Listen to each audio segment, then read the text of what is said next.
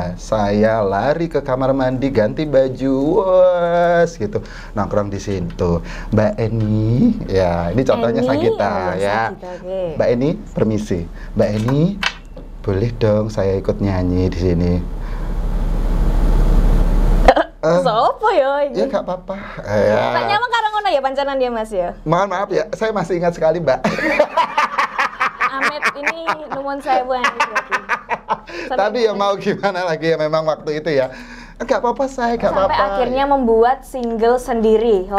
Ya, dan single pun ya itu tadi di cover dengan artis sekelasnya Via Valen, Nela Karisma zaman itu. Judulnya apa judulnya? Udan Janji. Udan Janji, bisa nonton bisa ya dilihat di ya. YouTube ya. Kalau upload pertama kali.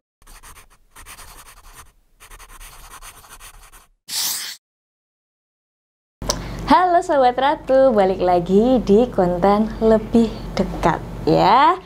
Hari ini aku mau ngobrol ini sama MC juga, seperti yang kemarin kan juga pernah kan sama MC, tapi ini MC kondang se-Jawa Timur ya. Nih. Langsung aja ya, kita sambut MC termenter se-Jawa Timur, Mas Tupang. Halo. Tolong nanti kalau mau foto agak bentaran aja ya. Kayak ada sing ricuh neng buri kayak. Iya, tolong. Tupang lovers tolong nanti ya. Tupangers ya Tupang. Ada namanya Mas Tupang berarti? Nggak ada. Karena orang pertama kali yang menjadi fans saya adalah emak saya. Tentu saja ya. Iya, itu pun dengan penuh pemaksaan. Oke, Mas Tupang gimana kabarnya? Kabarnya alhamdulillah masih jomblo dan masih mencoba mengais rezeki untuk masa depan. Oke, Mas Tupang ini asli Trenggalek. Asli muasal lahir dari Blitar. 2008 saya geser ke Trenggalek dan menjadi warga Trenggalek, memiliki KTP Trenggalek. Tapi sekarang tidak berdomisili di sana, melainkan kembali ke Blitar dan di Kediri.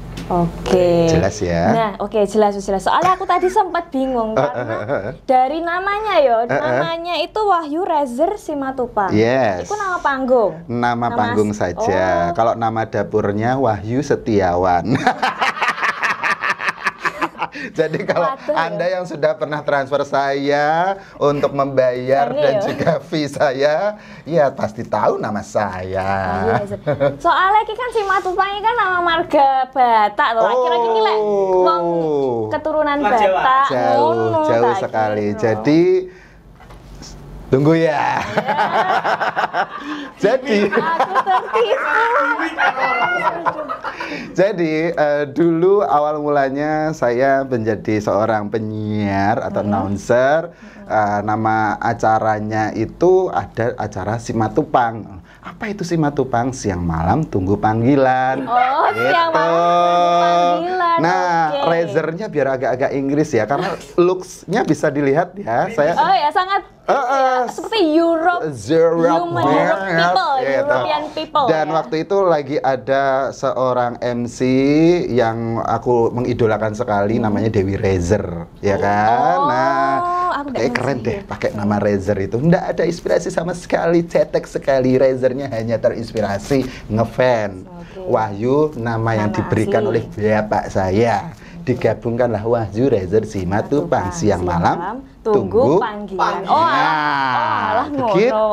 Oke, ya berarti sampean dulu kayak semua MC ki berawal dari penyiar ya? Ya karena kalau seandainya di ruangan saja untuk zaman-zaman sekarang radio, mohon maaf sekali sudah bergeser ke digital kan. Makanya saya datang ke podcast ini karena saya menunjukkan kayaknya Ratu ini harus didatangi gitu.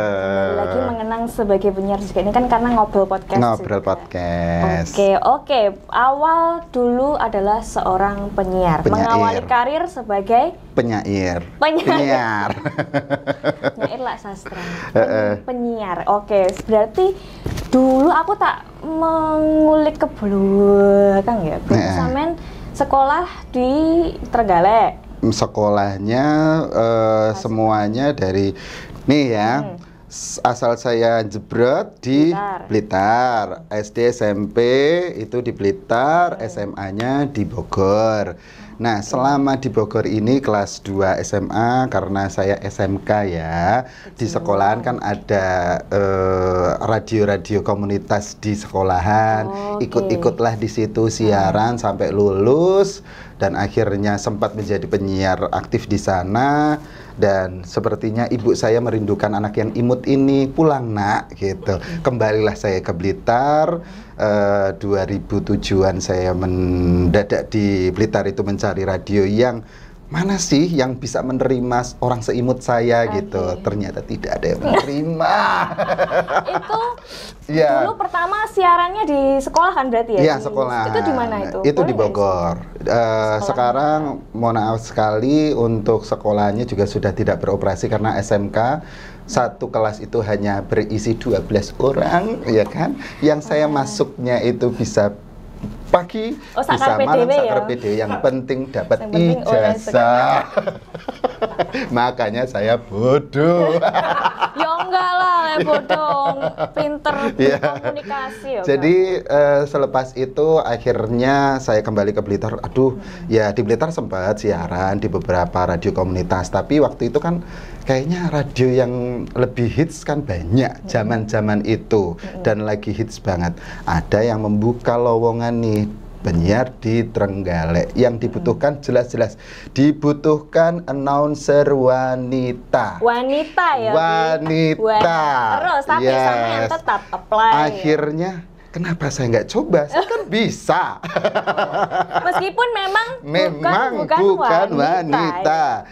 Ya, saya mengirimkan CD ya waktu itu ya, dalam bentuk CD, suara saya nyoba-nyoba siaran itu, dipanggil, audisi dari sekian puluh, akhirnya kayaknya yang kelihatan kasihan ini, gitu ya. Terrekrutlah di Trenggalek. Oke, dulu nama radionya apa, masih ingat? Masih ingat, dan sepertinya sekarang sudah tidak bersiaran atau masih, saya nggak paham ya.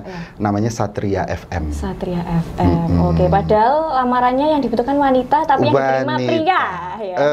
Pria. Tergantung kondisinya. Oke, berarti itu pertama kali siaran yang mendapatkan uang ya, berarti ya, kerja, benar-benar kerja. Oke, dulu berapa kira-kira? Upah siaran di Trenggalek waktu itu sangat cukup pada zamannya ya. Cukup. Apalagi waktu itu saya juga merangkap di bagian produksi iklan gitu ya, karena masuk kan, karena background saya adalah SMK ya. SMK apa sih, Mas? SMK-nya kalau zaman dulu adalah multimedia. Aku juga alumni multimedia dong. Kamu tanya Microsoft Word ke saya? Tidak bisa. Microsoft Excel apalagi? Apalagi. Ya karena zaman itu kan. Jadi saya merangkap produksi, kalau nggak salah zaman itu masih 600 ribuan. Karena saya double produksi dapat 800 ribuan. Terus karena saya juga sempat nyari-nyari iklan ya, kalau dapat iklan ya, dapat bonus juga per bulannya. Alhamdulillah dapat 1 jutaan lebih. 1 jutaan lebih tahun 2008 di sana. Itu sudah sangat jongkak saya. Wah, iya sih, zaman sekolah kayaknya radio memang lagi hit sekali. Banyak yang ngirimin makanan. Ayo kirim salam ke sini, dapat makanan segala macam gitu. Kayaknya uang saya lebih ini. Aduh. Ya. Sombong-sombong ya waktu itu ya. Ngutanglah Mio seperti. Mio seperti 3 tahun dengan angsuran 500 ribuan karena DP 0 ya, Wak. Jadi ya 400 ribu untuk bertahan 1 bulan, bayangkan. Tapi waktu itu cukup sih, cukup. Zaman itu kan. Zaman itu. Terus setelah itu berapa tahun berarti di Satria? Di Satria FM saya sampai 2013-an kalau nggak salah. 2013-an. Lumayan. 2013-an itu sudah mulai nge-MC dan ketemu dengan teman-teman radar, ketemu dengan Mas Yos yang dulu masih sangat segini ya. Masih sekarang segini. Sekarang emang sekarang seberapa masih Mas? segini. Dan teman-teman tim yang lainnya sudah mulai jual diri lah ya. Menjual diri. Kemampuan berbicara. Nah, kemampuan berbicara di muka umum. Karena kan ya belum tentu penyiar juga menjadi MC, tapi ya syukur alhamdulillah saya memiliki ilmu tidak tahu malu itu. Akhirnya saya terjunlah di dunia MC ini. Oke, berarti karir di penyiar itu sampai 2000 atau selanjutnya masih siaran lagi sambil MC? Masih sempat siaran, tapi kok kayaknya jadwal saya waktu itu saya sehari bisa ambil 3 titik, 2 titik ke beberapa kota, walaupun dengan fee yang Berapa sih pertama nge-MC fee-nya? Kalau sama radio zaman itu kalau nggak salah 50.000. Kalau sama event di luar yang di pasar-pasar itu, di department store itu 125.000. Dipotong agensi 15.000, masih 110. Itu menerimanya tidak langsung, tetapi 1 bulan sekali. Bagaimana? Betapa tersiksanya saya dulu, makanya kelihatan kan badannya kecil sangat sekarang. Kurus tersiksa sekali. Oke, berarti penyiar jadi MC terus akhirnya memutuskan untuk full MC. Perjalanannya kayaknya masih panjang ya. Setelah itu aku menurut info dari riset-riset itu pernah jadi penyanyi dangdut juga, Mas. Lupa nih. Bahkan sekarang ada yang hits apa? Yang sangat. Yang udan-udan itu loh. Ada. Saya boleh nyanyi sedikit? Boleh. Ya, aku bisa dinteni. Karena Oh iya, udine dolarku. Sebentar dulu. Tolong, ada suara apa itu? Kok saya tidak mendengarkan penampakan apa itu? Ya Allah. Saya memang memiliki suara dengan ciri khas ya. Mohon maaf sekali, ciri khas fals ya. Tolong didengarkan.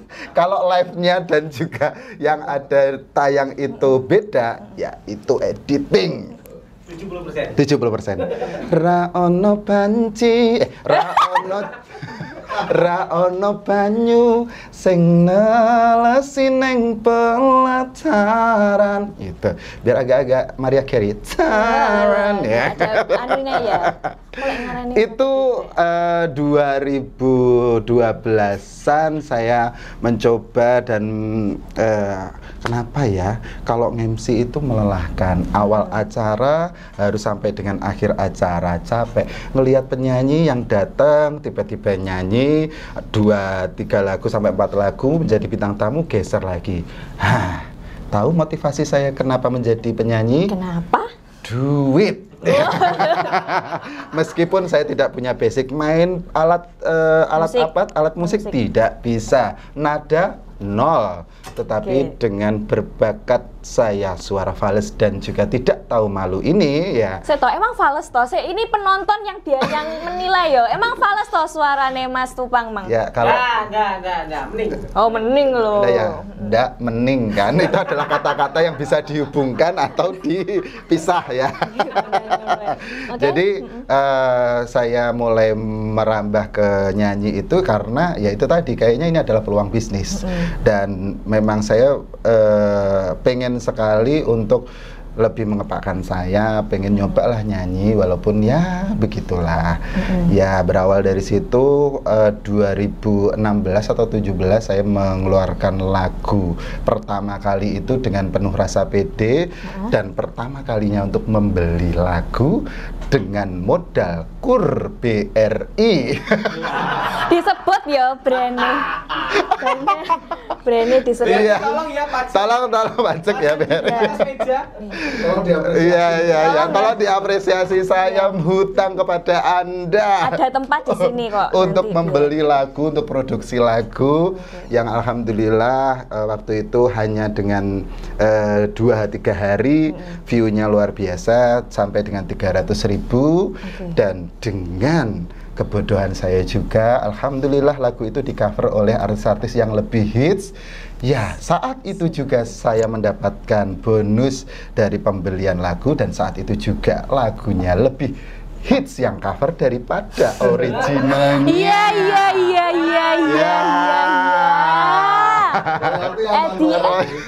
Royalti aman, tapi kok bodoh sekali tuh Pak. Kenapa nggak kamu pertahankan original publish-nya itu? Akhirnya ya sing untung ya, untunglah di situ. Akhirnya ya sudahlah, nggak apa-apa, balik modal, minimal BRI tertutup lah ya. Minimal BRI tertutup ya. Cukup tertutup ya, ya wes lah lanjut. Sampai akhirnya saya mencoba bikin-bikin lagu-lagu yang lainnya. Sik Mas. Jenenge dadi penyanyi ya, iki aku setahu aja ya. Itu kan pasti harus punya channel paling enggak itu sama yo apa ya PH apa ya ngarane production.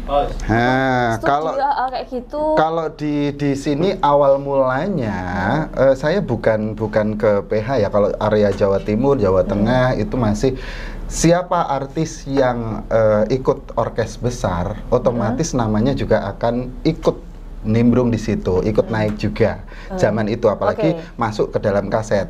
Nah, berarti Samen ikut di beberapa orkes itu pun juga bukan atas nama orkesnya yang mengajak, tetapi saya yang ngedrek. Nah, piye ngedreknya piye? Sampai isok direkrut. Saya nggak tahu ya kenapa hidup saya itu tidak tahu malu sekali.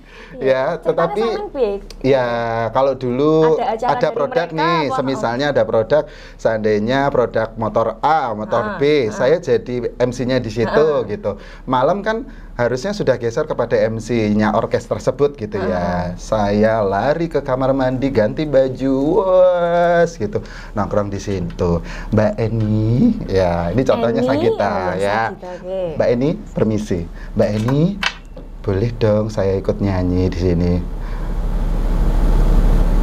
Sopo ya ini? Ya nggak apa-apa. Tanya emang karang ngono ya pancanan dia Mas ya? Mohon maaf ya, saya masih ingat sekali Mbak.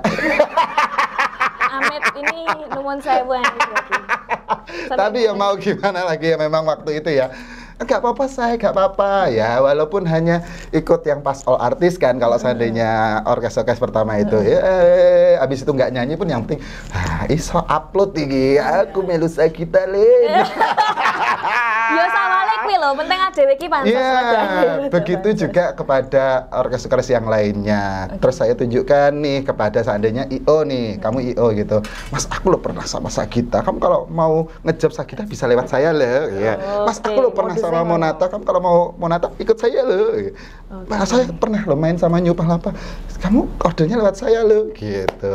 Dengan kekuatan itu ini adalah kunci ya. Kamu jangan kasih tahu yang lainnya ya. Mentua saya lah. Mentua saya. Aku selepas semuanya saya dapatkan contohnya kayak oh nih panitia, oh lewat Tupang aja. Kayaknya lebih gampang nih nanti koordinasinya karena kita kenal gitu kan. Saya mohon nih Mbak Eni atau Bunda Juana tolong dong ini acaranya. Oke, tapi Bu nanti saya ikut nyanyi ya. Awalnya begitu. Berarti pokoknya semisal enek order sing dari sampean, sampean niku aku pokoknya ikut nyanyi ya. Tentu. Ada slot di aku ya. Satu itu, kedua minimal kan masa aku melu nyanyi nek kono ora dibayari, walaupun saya tidak dapat fee sebagai marketing di situ kan minimal saya dapat fee dari situ. Tapi alhamdulillah dari rasa ketidakmaluan saya ini panggaku ya, poin utamanya gue. Ya, akhirnya ya ada beberapa teman-teman yang lainnya kayaknya mereka butuh dan terpaksa. Tuh ikut roadshow ke sana gitu. Meskipun dari roadshow tersebut ya lagunya panggah kuwi-kuwi ya merkano ya sing iso kuwi. Oh, mau nyanyi lagu apa Mas? Dulu seringnya nyanyi lagu apa? Kau bilang padaku, aku ingin bertemu. Goyang sik. Wali itu satu Yus nyanyi kuwi terus berarti ya selama roadshow. Iya. Awalnya itu, terus geser lagi ya seperti itulah. Terus sampai akhirnya membuat single sendiri. Ya. Dan single pun ya itu tadi di cover dengan artis sekelasnya Via Valen, Nela Karisma zaman itu. Judulnya apa judulnya? Udan Janji. Udan Janji, bisa nonton. Bisa dilihat ya. YouTube ya. Kalau upload pertama kali pasti saya. View-nya yang paling banyak bukan saya. Tadi aku sempet lihat juga Mas Tupang. Yang nyanyi Mas Tupang, video klipnya Mas Tupang itu sekitar 300 ribuan. Oh, berarti yang konten gitu ya? Ada. Kamu malah memperjelas. Iya, malah memperjelas. Oke, jadi penyanyi sampai sekarang ya itu berarti? Iya, masih sekarang yang akhirnya atau masih bundling sama MC-nya juga? MC tetap. Kalau seandainya job nyanyi nggak ada, MC tetap jalan, jualan marketingan orkes dan marketingan artisnya juga tetap jalan. Tapi sempat juga 2016-17an itu saya juga coba bikin lagu sendiri, nulis lagu sendiri, terus ternyata alhamdulillah juga view-nya jalan, tetapi karena pandemi akhirnya berhenti, channel saya juga mangkrak. Yang mau beli silahkan.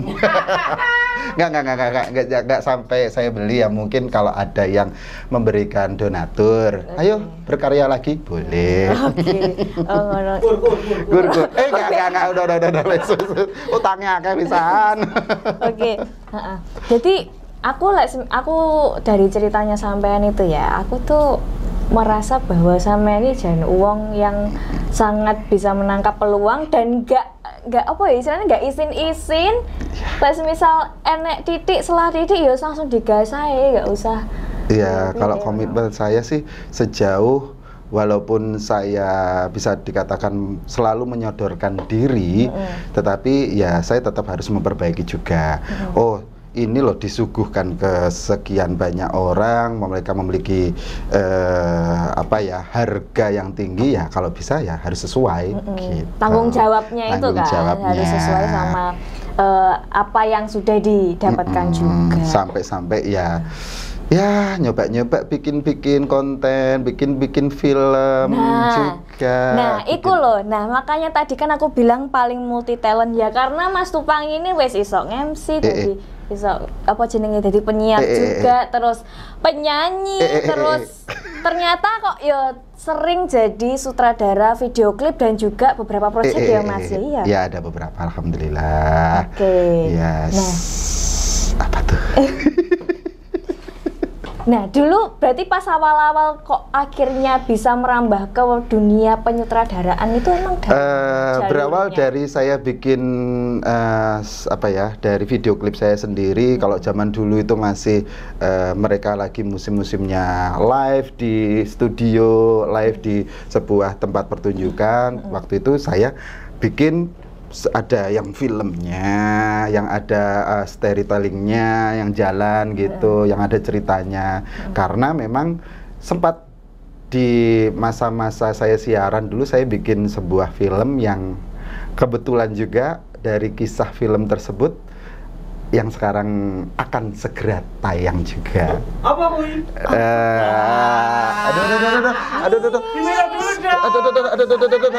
Dia mengambil sebuah batunya itu pecah gitu, tapi di dalamnya itu kayak ada emasnya gitu.